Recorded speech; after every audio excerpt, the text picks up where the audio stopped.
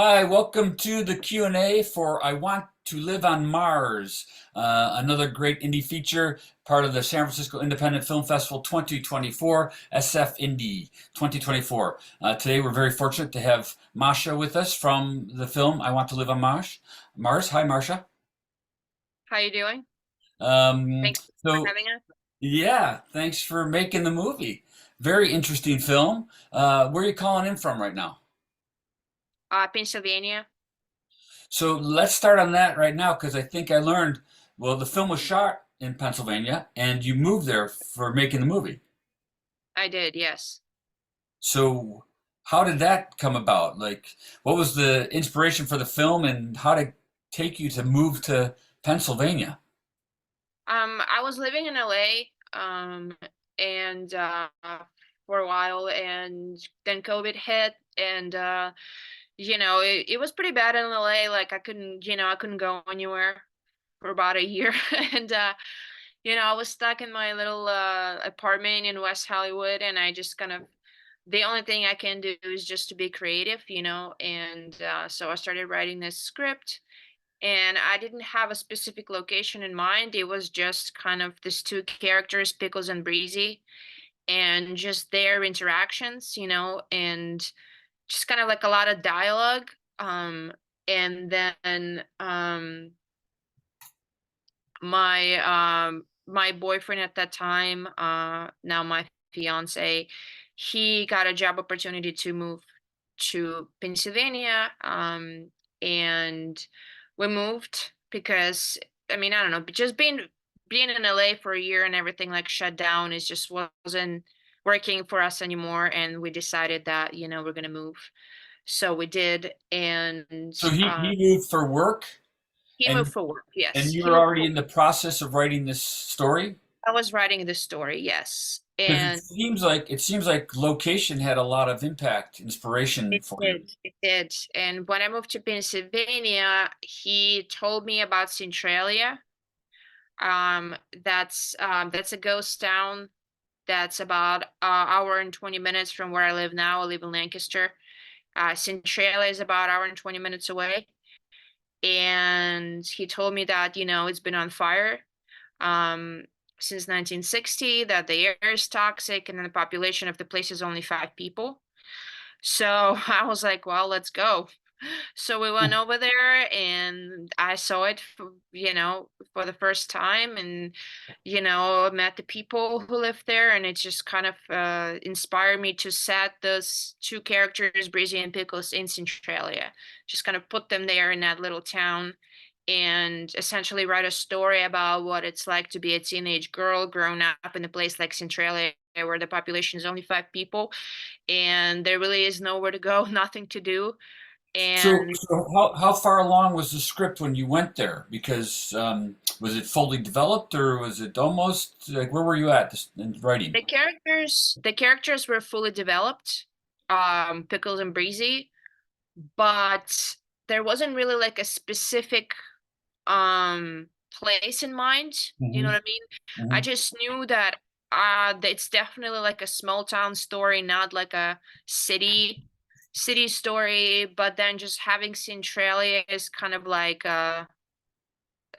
also a character in the film. It just seemed very interesting to me, and just putting those characters in there in that environment was really interesting to me. Yeah, yeah, it's fascinating. Yeah, the location is a huge character in your movie. Um, Yeah. well, so how did you come up with the title, which is it seems apropos? I want to live on Mars. Um, There's a town in Pennsylvania called Mars. It's an actual place, and everything is in town is like Mars themed. So there's like Mars coffee shop, Mars laundromat, Mars pizza that you see in the film. And people in town even celebrate Martian New Year, which is, I believe, like April or May, and everyone like dresses up like in costumes or like dress up like Martians, and it's a whole like celebration.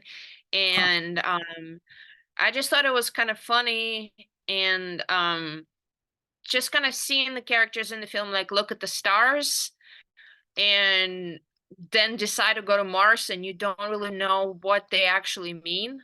You know what I mean? And then they end up in this town called Mars, in Pennsylvania, and then you realize it's like a real place, that it's not a planet Mars, it's a real place. Right. And it's kind of corny a little bit, you know what I mean? But it's also like it's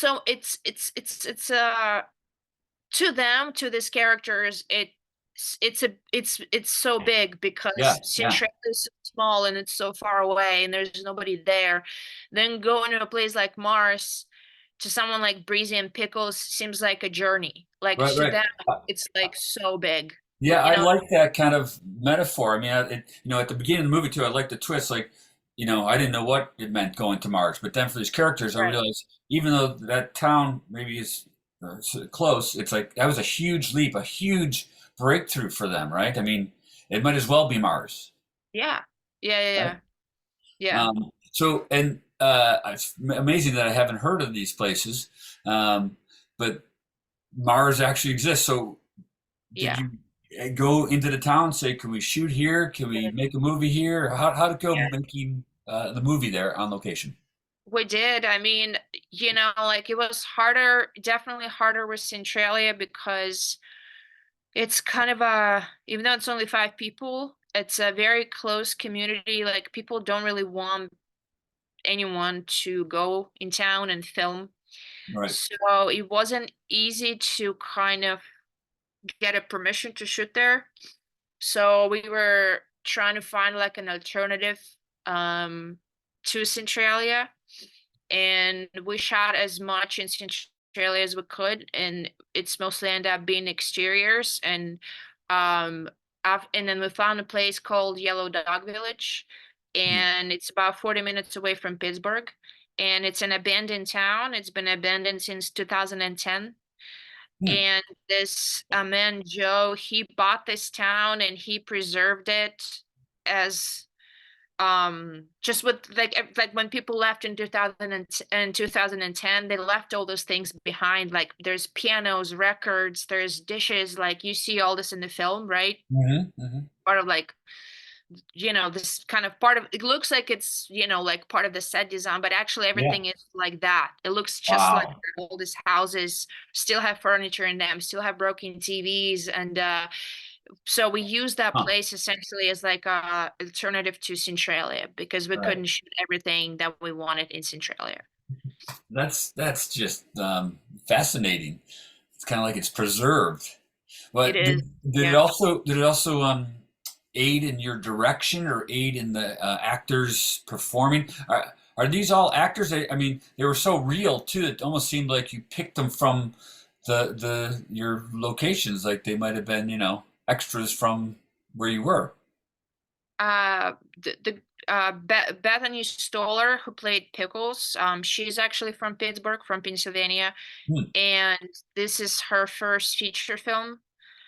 And she when we were auditioning people, it was still COVID, so I couldn't really audition people in person. So I just put out all this ads all over social media, and we received a lot of videos of actors just reading the script. And when me with myself and my executive producer Joe Cyrus, we saw Betty's video, we just were like, she's Pickles. She just really knew who the character was right away, and we just called her and was like, yep, we want Did you in did this you film. have to? Did you have to? How was working with them? Did you have to give lots of direction, or did did you cast correctly and they just kind of embrace the role? I think that I cast correctly for sure. And you know, Bethany was really easy to work with, and she is actually 19. I Hmm. wanted to cast characters who are that young. I didn't want to cast 27-year-olds to play 19-year-olds like a lot of the Right. films do. That's not what I wanted to do. I just wanted to cast people who are the appropriate age. And I think because they are appropriate age, is like when you're 19, you can play someone who's that like 19. It's like natural to you, to know what I mean, because you're Mhm. similar age and maybe similar, like Right. have the similar worldviews. It's not like an adult playing a kid, you know what I mean?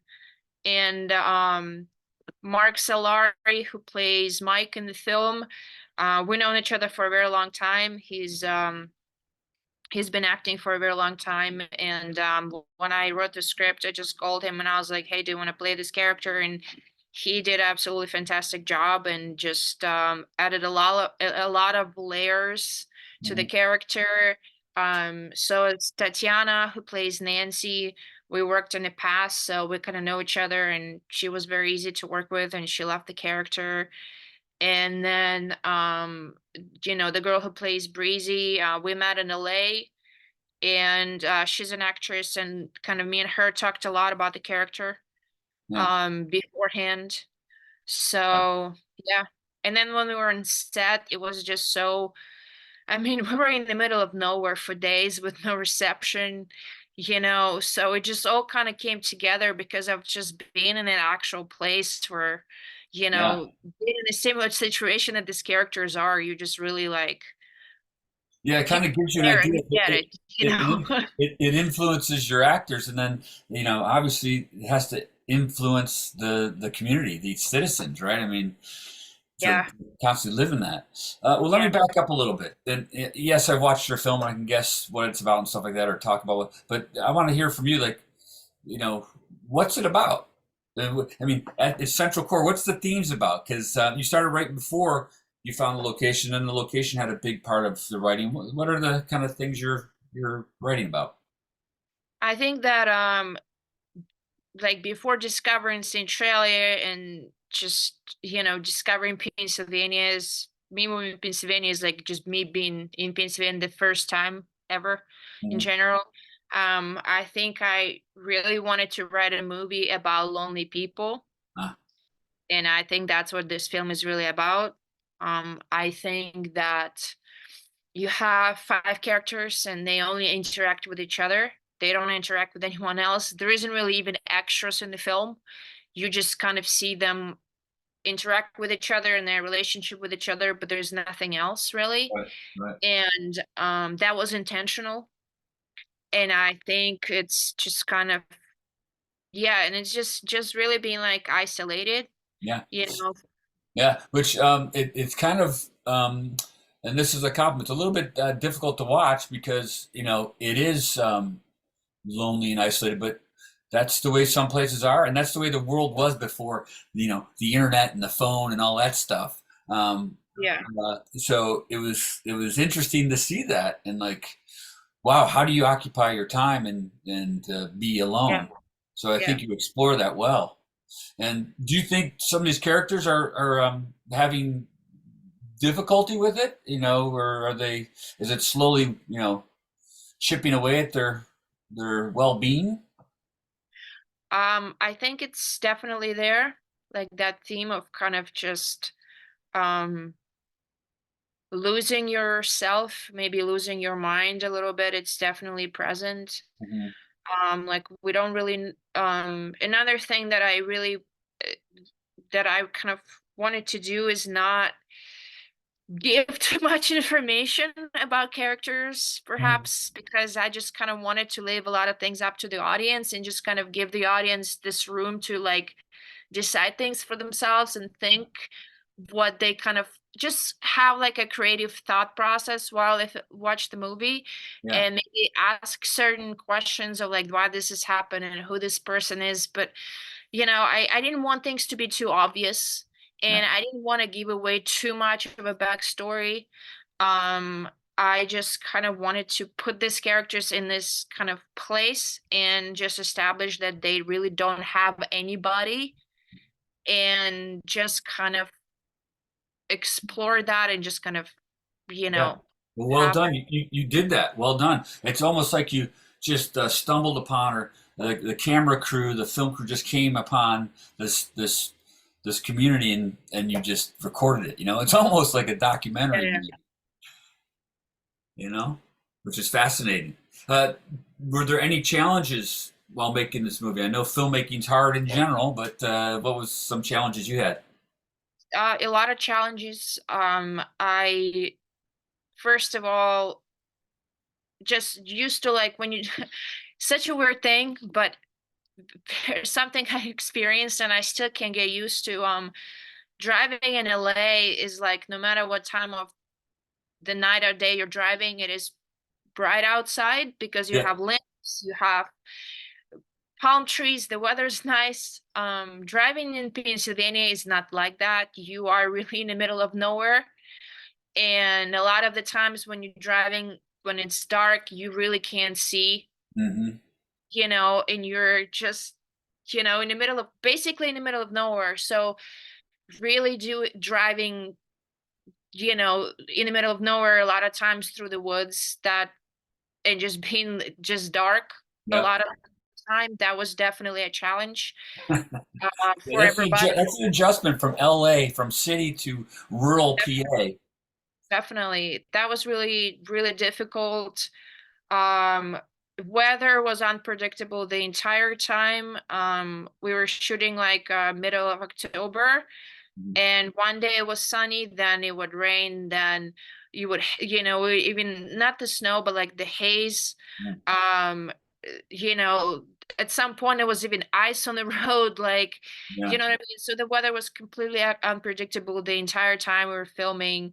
We were so worried that there'll be no continuity even because we were like, oh my God, there's Right. some snow, there's rain, there's, Yeah. things like that were really hard. Having no reception the entire time was difficult. Right. Our even like our options for food were very limited. uh Going to a grocery, like we try to like shop and then cook, but they didn't always work out. So like trying to even like get food from elsewhere, it would be like one Dunkin' Donuts, one Pizza Hut, and nothing else Wow. for miles and Yeah. miles. And that was difficult for sure. um And yeah, people just and people and that really exists. I mean, people really live there. It's kind of absolutely. astonishing. Um, Yeah, well, do you think you realized your vision? Do you think you captured what you set out to make? I did. There are definitely um there's definitely things that I wish we had time to do, but we did not. And it's funny how with filmmaking it's like, I don't know, like it feels like there's never enough time, you know what I mean, Oh yeah, to yeah. do everything that you want to do. There isn't. Uh, Yeah. but I think at the end of the day, I'm happy with how the film turned out. Yeah, sure. You really got impressive style, and you captured this kind of emotion and mood. That's really impressive. What's your proudest moment? Do you have a something you're proud of about this project besides just completing it? You know, that's always congratulations. But is there a moment like that's exactly the way I envisioned it, or oh my God, we captured that? You know, just a proud, happy moment on this project. I think when I wrote this script, um, I mean, I knew how weird it was, and just kind of trying to pitch it to people and explain it was really difficult. And I Well, that's think, another impressive thing too, because and this is a compliment. It is a weird story, so getting a movie made is finishing a script is hard. Getting a movie, yeah, and then to realize this kind of weird script is impressive. So that's I think a amazing. lot of the times, even when I was on set and trying to explain, like, this is what I'm trying to achieve, wasn't always like, like not everyone always meet me halfway. Everyone was just like, what is this for? Why are we doing this? Like, Ah, you know what I mean? And yeah, I think that just just kind of me trying to put my foot down a lot of times and be like, no, no, no, trust me, we need to do this. We need to do this. yeah. I think I feel proud that I was actually able to be like, yeah, as weird as this is, like th- there's like beauty in this, Yeah. and this is how I want to make this. And you know what I Was- mean? Like just Yeah, yeah. I mean, that's interesting. Was there some challenging moments with cast or crew where it's like putting your foot down, where it's like you had to did it ever get exhausting where it's like, no, no, we have to do this, and you just had to keep butting heads? definitely. Yeah, Yeah, definitely. There are moments where people just weren't really understanding what I was trying to say or trying to like communicate. But I also like, I know like, English is not my first language, you know what I mean? It's just like I'm sure there are certain things I was saying, they're like, "What is she talking about?" You know? Right, right. But, and I'm sure, like, when people were reading the script, it was very obvious that it wasn't coming from somebody who's born and raised in, in the United States. So I think that was also a bit of a challenge, you know?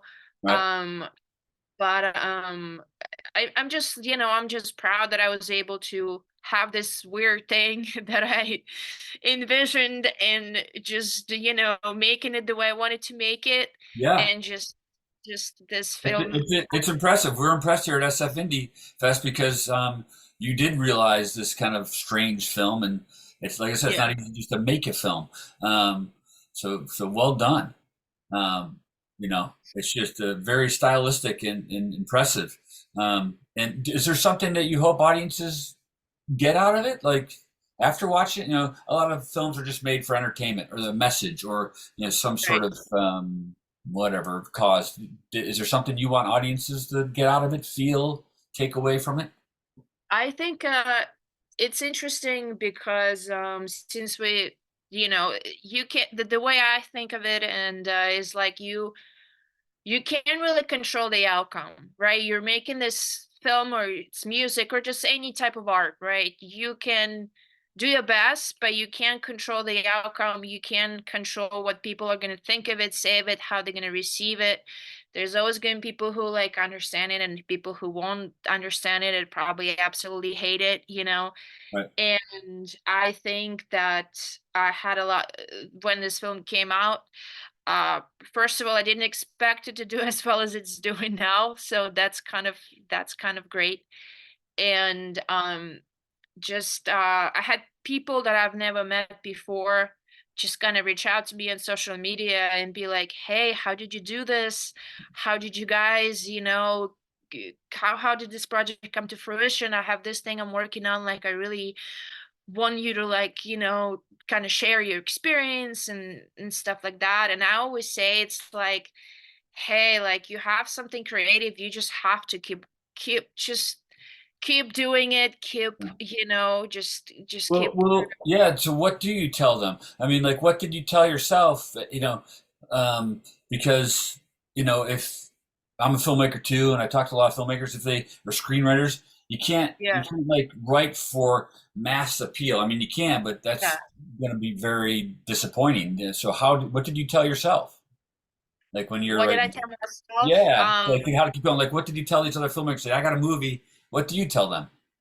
I wasn't, I don't know, when I have a project in mind, I just one of those people, like, I constantly stay creative, you know, even outside the filmmaking, there's other stuff that I do, like I play music, I write, um, I do photography, and it just like being creative is something that I've always done since I was a kid.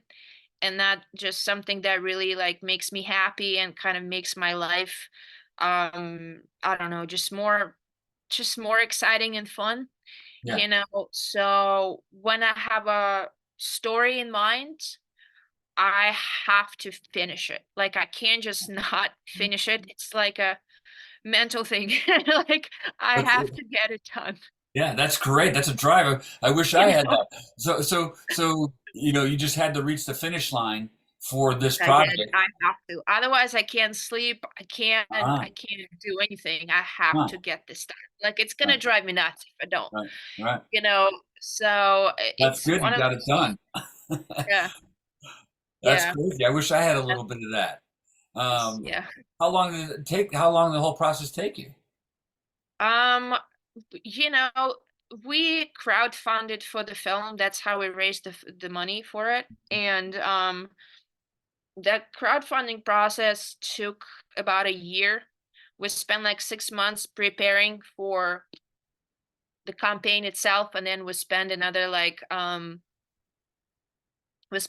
months raising the funds, and then like figuring out the logistics of how we're going to do this. And then we spent about 13, maybe 15 days of filming, Oh, okay. and then another, I don't know, 8 months to finish the post production. Right. Wow. Well, So well yeah, it's done. a That's process. That's amazing. So, the advice that you gave other filmmakers, what is this your first film? I've done it. I've done something before that was like no budget whatsoever. Feature So or short before? I'm sorry. Is it a feature film or a It short was a film? feature film. It was a Oh, okay. feature film, and it was like no budget feature. Right, Yes. right. Yeah. So what have you learned, or what advice do you give filmmakers? What did you tell those people that said, "How did you do it?" Any advice? You just do it. Yeah, easier said than done. Yeah. Well, glad you did it. Well done. This is an impressive film. Very interesting and weird, but very enjoyable. Um, Thank you so much for submitting to our film festival. Thank you for completing your film. Thank you so much for, having your filmmaker festival. Yeah. Well, We keep really keep making more movies. We look forward to hearing more from you. I will. Thank you so much. Yeah. All right, everybody. Thanks for watching. Enjoy more films at sfindy.com. Thanks for supporting independent movies. All right, everybody.